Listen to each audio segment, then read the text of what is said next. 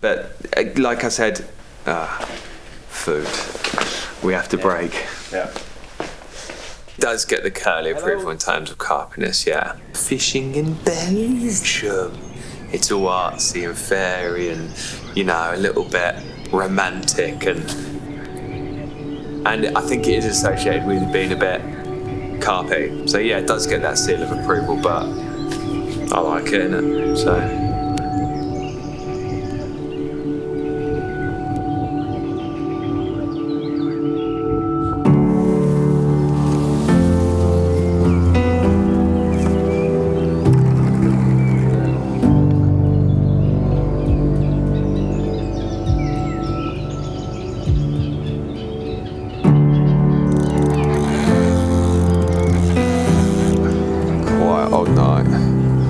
I actually woke up to a savage line. I thought I also might have been done like 5 a.m.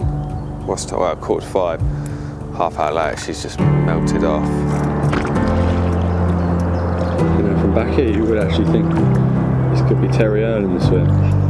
Is that it? Just from the back of your head.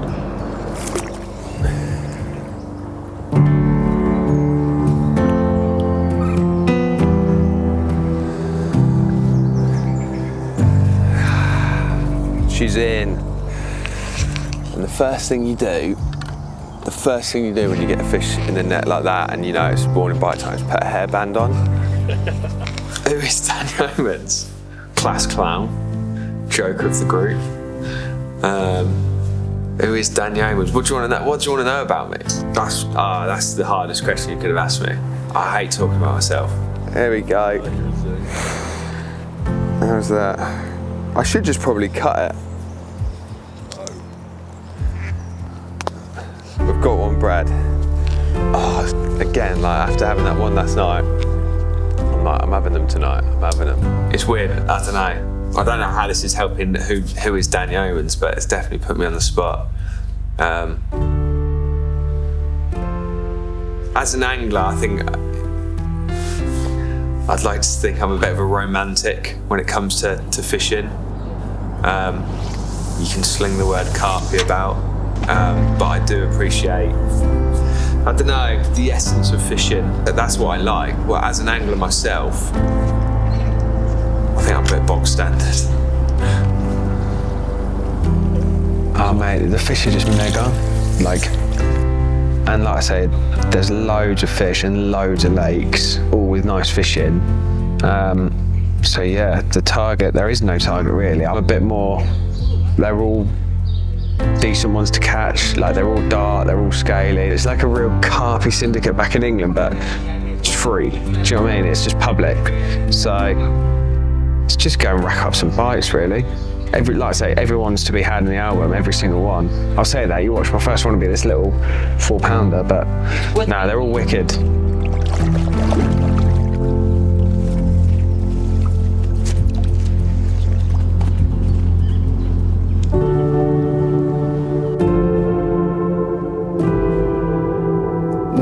Of people who are travelling over are going to France. Yeah, sure, some will go Germany, some might go Spain these days, but Belgium's still in that minority. I think one of the things is it is accessible. You know, I was at Stag Do at the weekend in Wales. I'm going to get to Belgium quicker than it took me to get there.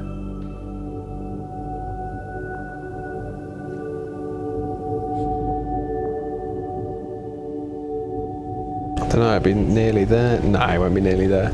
But he's steaming ahead. He won't know where to go.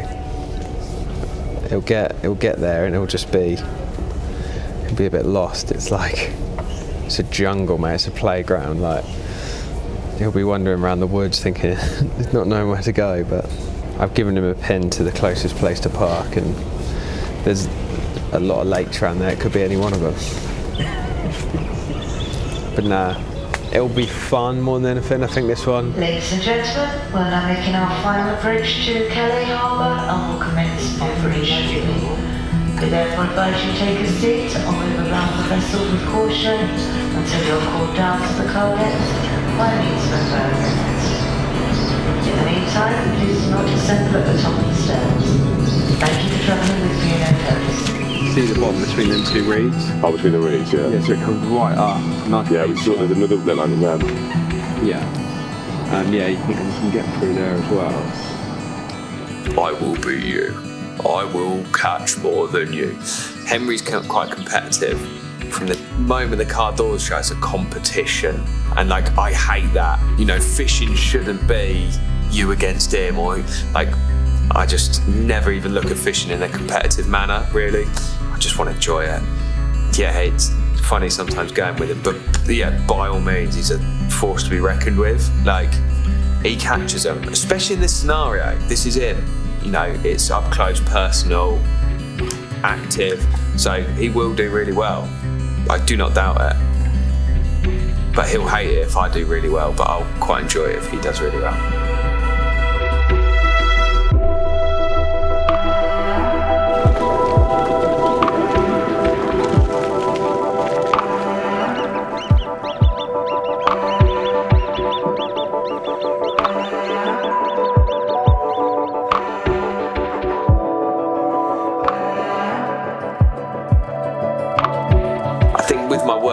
Film a hell of a lot of different avenues of fishing. I try in my own fishing to almost step away from that as much as possible.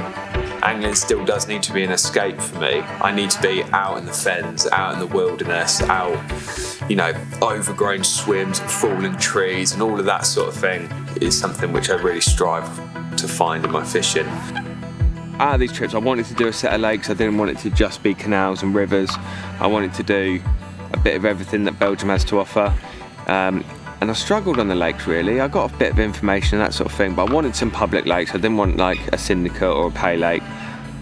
But like I said, I've been here before about 4 years ago with my mates Puke and Curly before he worked at Nash. It's kind of when I first got to know Curly, first realised he was into his photography and that sort of thing. This is the clearest one that I mean. Oh, here's two carp. Are they smiling? Got to find them. Got to go and make it happen. You can't just turn up, put bait in, set up your stall and like hope it happens. That's what's similar to the canals. Like, we wouldn't stop walking until we had opportunities. And in that sense, it being a very active and mobile session, that's what's similar. But what's different is like, when it's a lake. I think I remember saying on those canals, you walk a stretch and you would have walked past them all.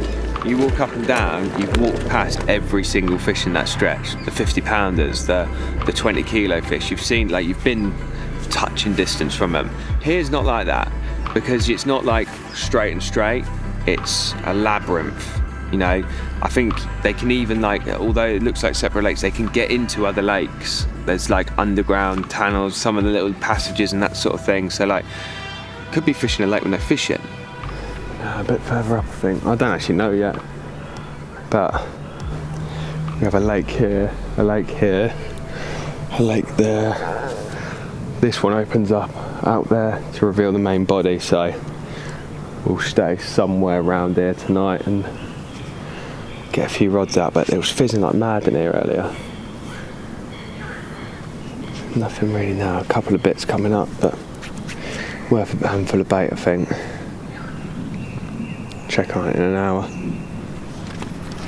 I reckon we'll get 2 rods out before Dan has even got 1 rod ready. Put money on it. Because Dan is notoriously slow at getting ready. And even though he's got rigs tied, he's fished here before, he will be well into dark before he's got anything out on the dance floor. Didn't see loads to go on, but me and Henry told me he's just there. So we're just having a bit of a chill tonight. So I'm just going to flick a couple of chods out and then just have a bit of a social and then really get on it tomorrow, I think. But it's a cool place. It's nice to be back.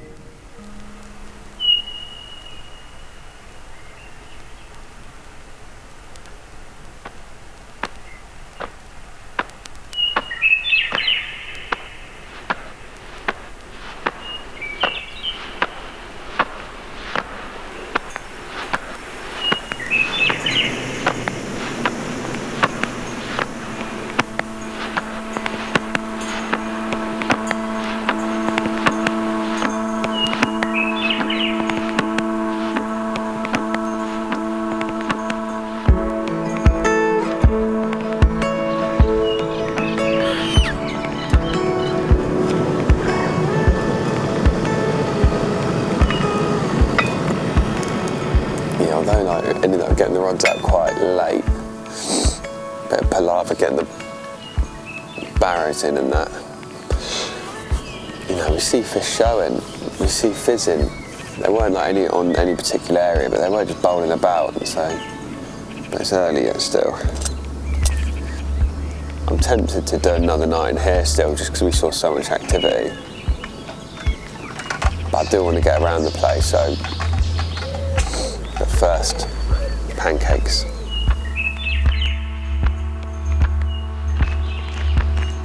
Feeding carp on it for sure. Maybe even a couple. How do you know? Because it's fizzing up like mad. I knew Henry would be on it. Henry got up and he went off and baited a few spots that morning. And I think it was about mid-morning he went and checked them. One's fizzing, he's dropped on it, it stopped fizzing, and they moved off, a bit harder, a bit more wary than he thought. Found another spot, again fizzing. This time he flicked the rod out past him and let it drop into him instead of using the pole. And it went within a couple of minutes. 2 minutes. Right, didn't you? No, I got a receiver. It's on the deck.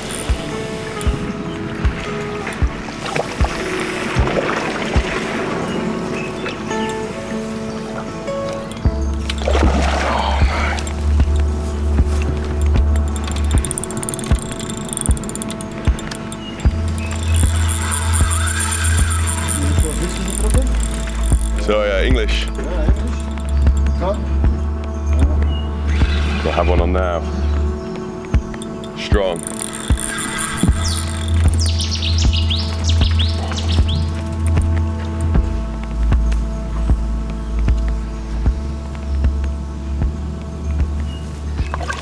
Yes. Oh my god. That was wicked. That was so good. I knew it'd be up his street. You know, you can. I'd say it's like 10, 15 lakes. You can just run around. They're all like across the path from each other, and you can just dip around, bait spots, find fish. If someone's not working on the barra move, it's the right bit of him. And I knew Henry would love it.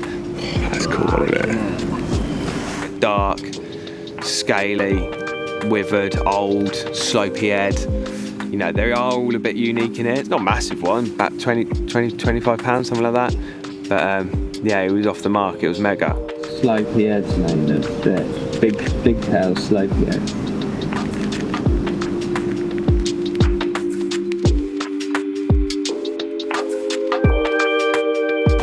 Oh, sick. Well done.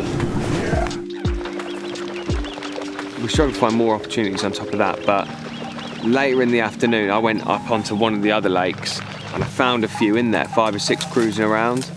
Come back, told Henry, I knew we'd been baiting it, told Henry. They did so. We went back there and he could tell there'd been fish feeding on areas, and I think he also thought like his bait in the edge had been done by birds. It transpired as we stood there, these carp cruised in and they were just feeding on the bits that were left under our feet, and then it was like, right, game on.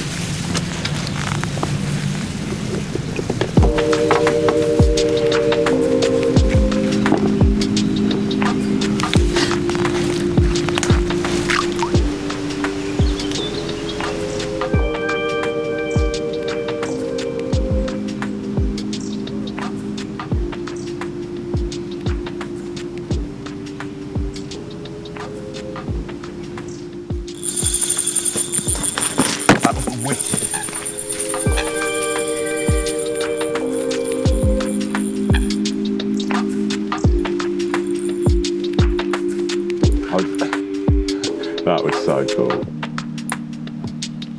I just watched it come down. I'd one come in before, didn't like what he saw, swam off, and another one came in. So it'd take a tiger, and I was just watching my hook bait, and I was going to see my hook bait fly, and it'd shake its head, and I'd hear that reel screaming. Oh my god, incredible.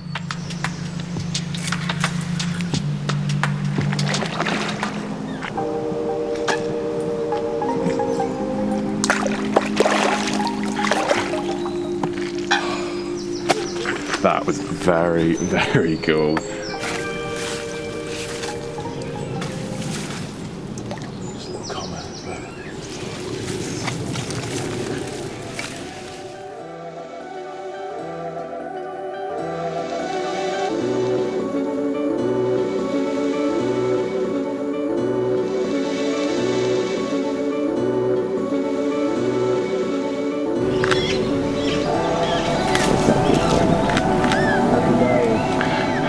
days indeed.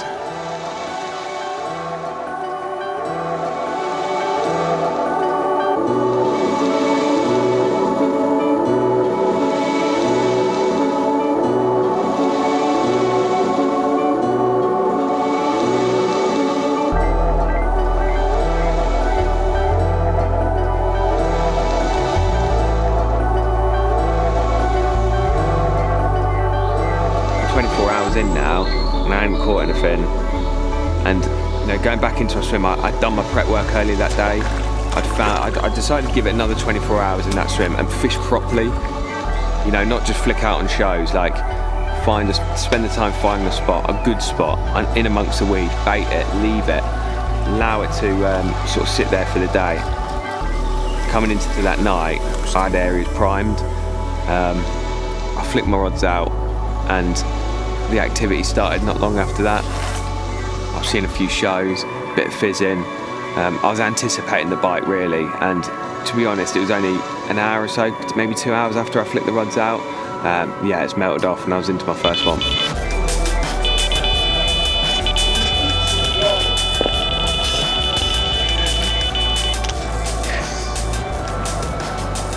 Just tucking in and the fizzing started.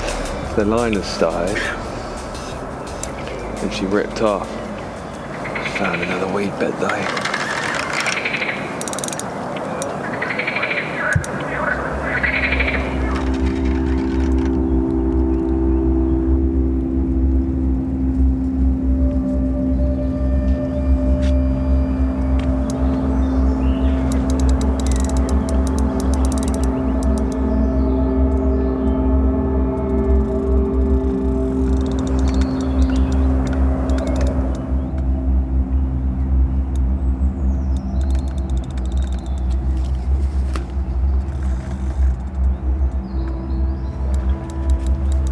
It is weedy out there, it weeded me up, which made for a bit of a interesting battle, but yeah, on that dying light I could see a nice common twisting and turning.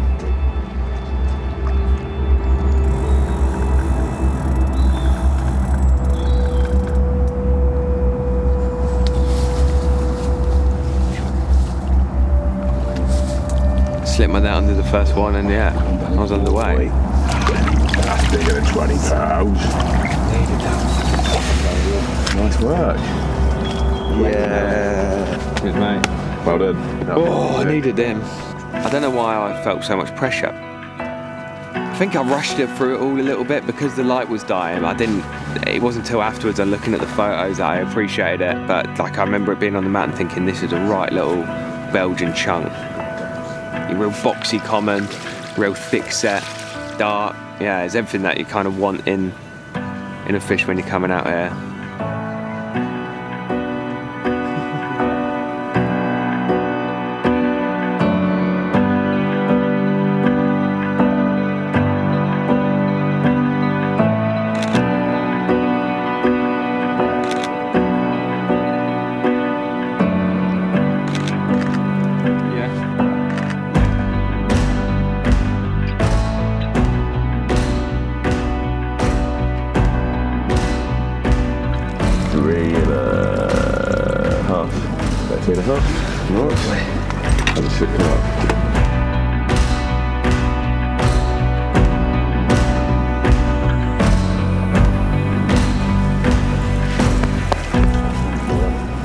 Thank you. Yeah, loads of confidence for the next couple of days, and it kind of set my stall out. Okay, right, so I don't need to move in the morning. I can sit out bite time, see what happens, and then if nothing happens by the next midday, yeah, then maybe thinking about moving again. But the night passed quietly, and then early hours of the next morning, 5 o'clock I think it was, classic morning bite time. Yeah, I was away again. And Brad had to film the whole fight with no hairband in. That will scare the viewers. You know what they say about steam, Brad? Fuck. Stop. It's not even this.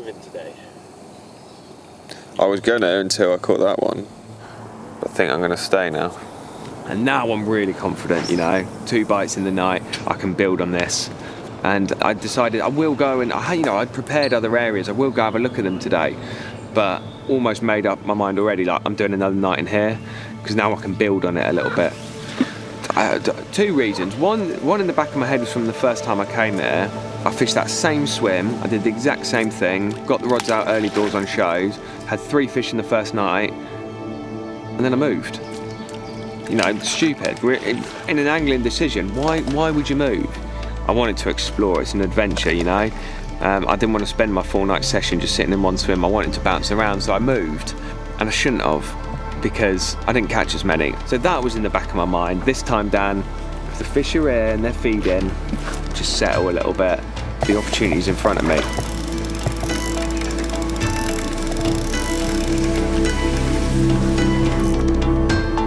Hopefully she can kick her way out and I'll be in contact again.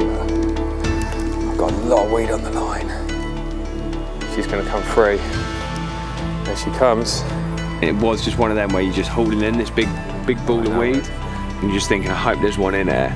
And as it was coming in, I remember just seeing this tail just flicking at the back of the weed. I was like, okay, it's still on. Don't know how big it was. Didn't feel big, do you know what I mean? But this weed's coming in, And it was starting to kick more, and the weed was breaking off more and more and more.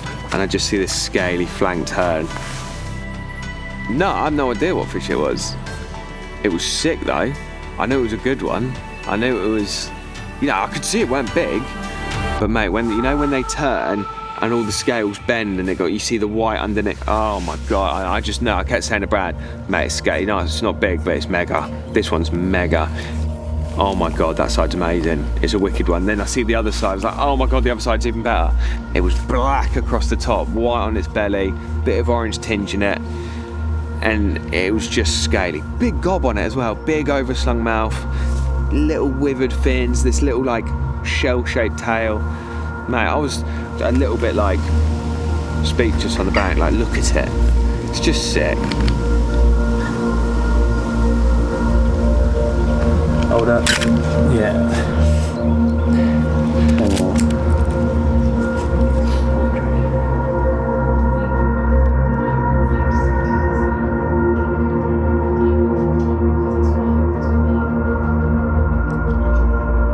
Yeah, if the going's good, just roll with it, you know, stick to it, keep building on it, and just milk it for all it's worth, basically.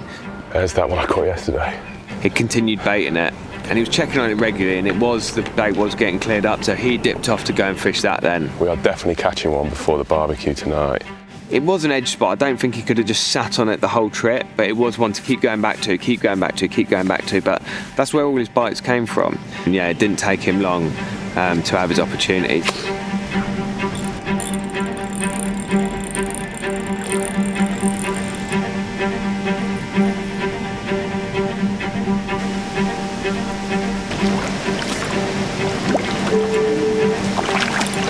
Oh, there we go, yes. Yeah, it's quite big, isn't it? Yeah. Oh, yes. He told me about it on the phone, and I thought, you know, awesome, but that's it, that's him done. He ain't got a chance there again. It's right under his feet. Must have been half hour later. He's rang me again, had another one.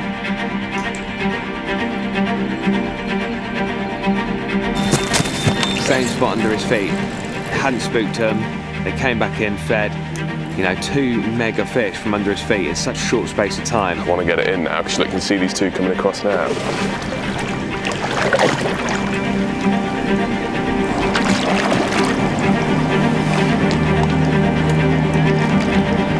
There we go. Oh, yes. That walk in, that finding them. You know, although there was a lot of spots where it wasn't happening, it helped me identify the spot where it was happening. So the legwork would kind of all come to fruition for him. And yeah, he'd had a mega afternoon's angling.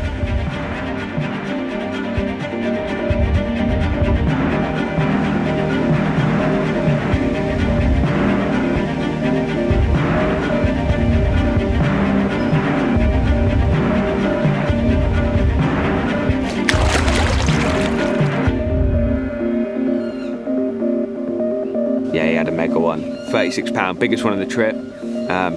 Big mirror, quite plain, but yeah, really, really mega one. Where about? On my raked spot. Oh, really? It was fizzing a little bit, and I was umming and ahhing, and I just hit this dench mirror, a real long one just come up and just in. So I've got to go. It says it got hotter and hotter. They started drifting out of the weed on the surface. First one, then a group of 3, then a few more. And I said to Bradders, these boys could be up for a floater here. You know, when they're looking like that, they weren't moving too quick. They were just meandering in and out of the weed. I thought it's worth a go. But that was one just there, Bradders. There's a few crews around the top, ran back and got back at floaters. And now I'm trying to bodge together some sort of floatering device. Because I think I'm Alan Blair. And I'm not the best floater angler. I'm no Blair, I'm no Henry, I'm no Ollie, but I knew an opportunity when I see one, so I had to go get the floater gear. Pinged a few out there, and the carp were getting really confident on them. So I just stopped feeding, got a rod ready, and I thought as soon as they've mopped all of them up, they're going to come out and look for more because they're loving it. Just cast it long at a fish which is cruising, and he's just not stopped.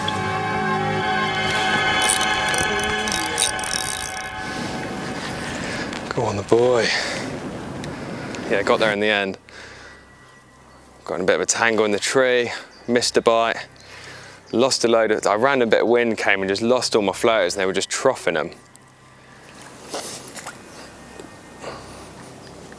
Go on, get in that net, boy.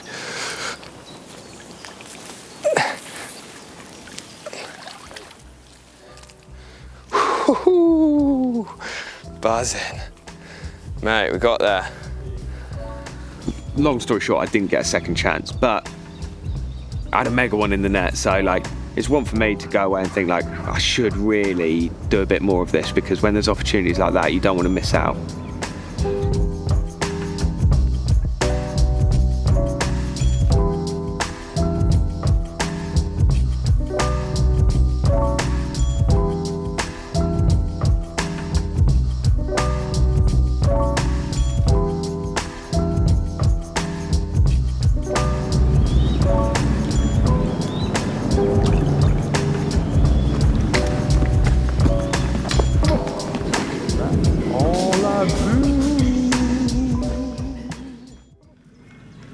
I didn't count how many I took off.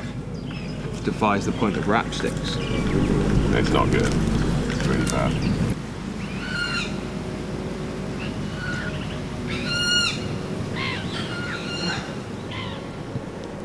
Always the aim coming out here with Henry, I wanted to fish with him as a team, and it's not always been like that. We have dipped off and kind of done our own thing, met up in the evening, how you getting on? Yeah, cool, sweet, see you in 2 days. I felt like that a bit.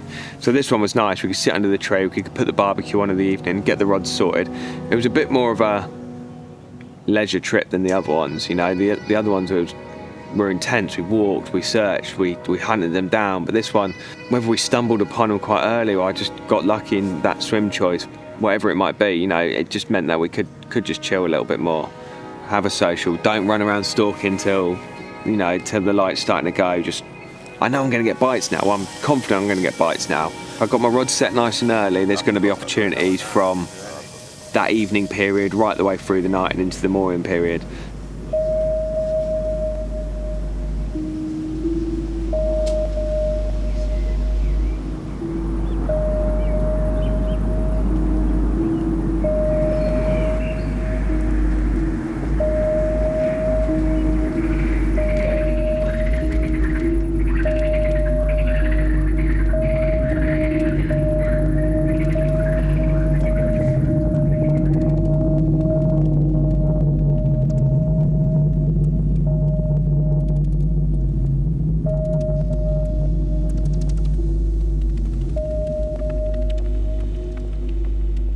It's one of the newer fish in here. I believe they stocked a few fish in. I'm not sure when, like 18 months ago.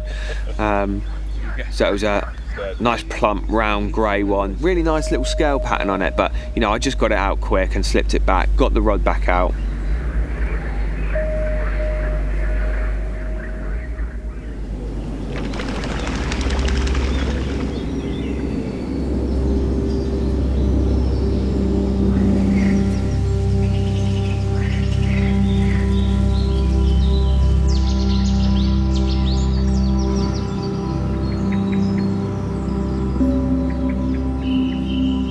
It was 2:30 and I'm wide awake now. Sat on my phone, went to sleep at about 3. I had one more occurrence, then about 4:30. So I think I slept from like 3 till 4:30. Yeah, so I think I've had about 2 hours sleep. I was absolutely broken when I come back yesterday from stalking. Feeling it.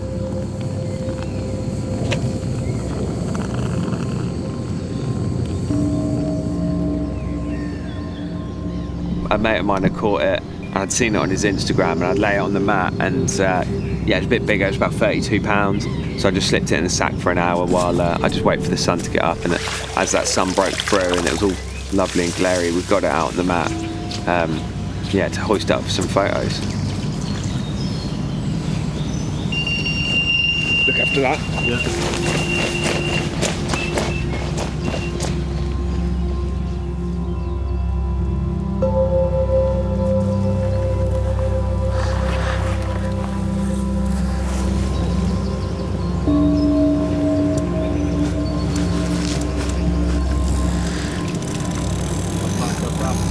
Looks like one of the smaller fish, but it's lovely and scaly as the other one was.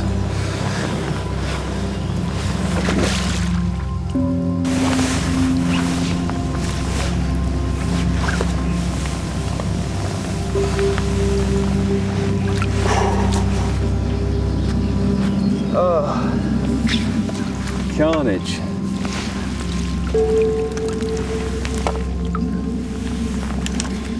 We've got one. Another one.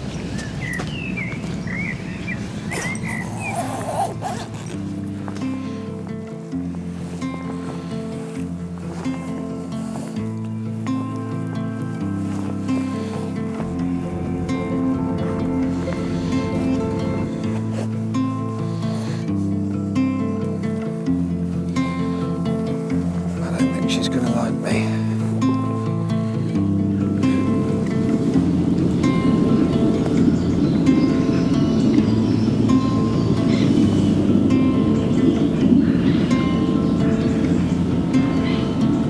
It's one of the main reasons I wanted to come here, because in terms of coming to Europe, the fishing here, they're not massive. Nothing's going to blow you away. You know, if I want big fish, I go France, not here. But what this place does have is, you know, mega ones, really mega ones. You know, they are almost like that English, what people associate with English style of fish, like dark, scaly, overslung mouths, big slopey heads.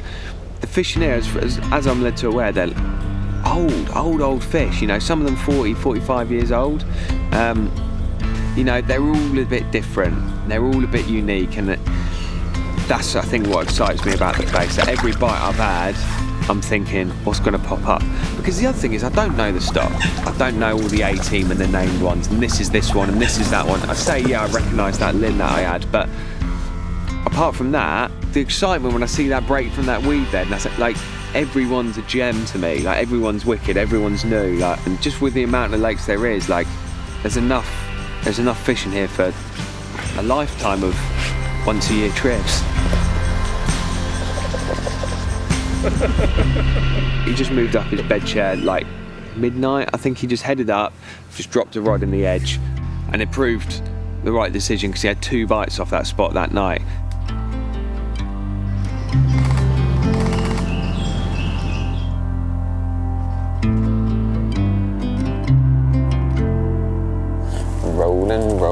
Rolling.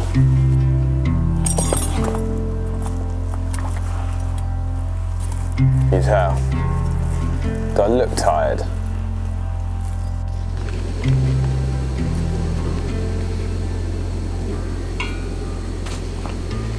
A tea, yeah? Yeah. That's just... You're still going to do a full coffee? Nah. Unless you want a coffee after your tea. Do you? Yeah, we might as well fill it up or do a full. Yeah, but then we end up wasting a lot. Yeah. We're running low on coffee. You know, before I'd even come out, I've been checking the weather, and I was going Thursday. Thursday's the carve up. Like, we'd had, I think, 26, 27, 29 degrees the first 3 days. Thursday was dropping to like 23, overcast, rain's coming in, bit of wind, you know, carpy conditions. And so I was thinking, especially after like building that spot, every day was getting a bit better and a bit better. This was the day where I'm thinking, There's a bit of drizzle, I'm going to be huddled under my brolly and I'm going to be getting my bites. This is the best it's felt all trip though, weather-wise. It's got that feel, isn't it? It's got like 10 something. Don't know I reckon it means millilitres. It's like 10 litres, square mate. foot or something. That's called a tsunami. We're done for if that's the case. We've had a good run, haven't we? It's kind of been a bit clockwork, hasn't it, really? Get the rods up about this time, really, maybe a bit later, actually, 5-ish, wasn't it? Yeah. Watch the fizzers roll in, watch them start showing on me. Get a bite, they disappear, sort it out. And then get one, well,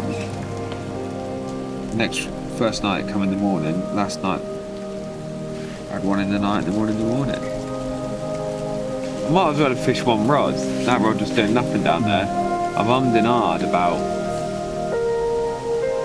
putting a second rod out there or whether it's just going to hinder the chances, and yeah, I've gone for it today. I put the second rod out further along that bank by about 30-40 yards. Last night, they're definitely over there. I was getting bites on one. I'm hoping basically they're just going to bounce from one spot to the next. And hopefully I might get a bonus bite off it, do you know what I mean? Especially with this weather, if they really do get their heads down, I could have them. Could have them.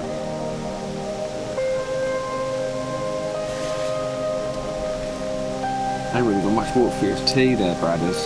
It's only going to be a little one, is that alright? Big coffee though, bless them.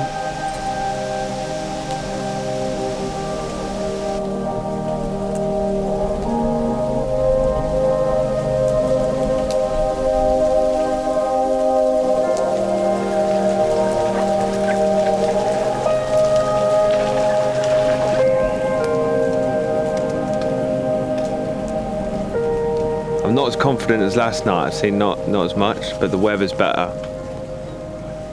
Feels good for it. Yeah, I got a bit of faith. Loved it. Let's just end on a big one, huh?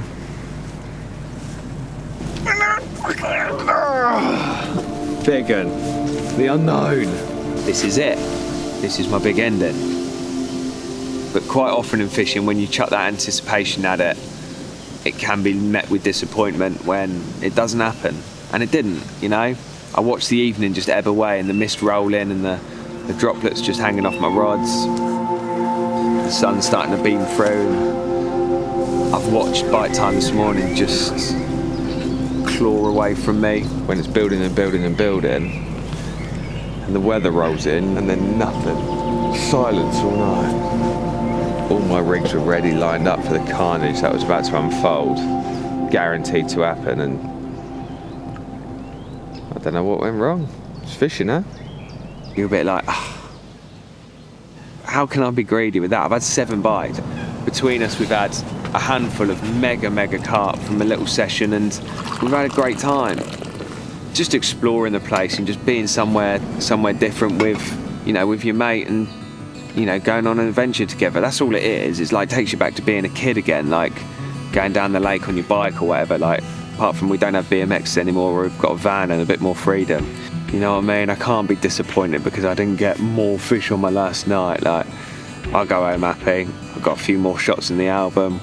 We've had a laugh, a few more memories. You boys as well who've been with us. Like, it's rounded off the 3 trips nicely, I think. Brothers had turfed up and shown us all up on the last night. 30 pounder, innit? Yeah, 30 pounds. I love fishing in Belgium, and it's got so much variety, and everything just feels like it's on your doorstep and in touch and distance, and you can do all these different forms of fishing, from big lakes or boat work or canals or rivers. Or I think that's all I'm ever after. There isn't a one thing. Yeah, sure, I could sit here and say, like, for me, the epitome of Belgium when I think about it is wet knees on a mat with a 47-pound, breeze block of a common.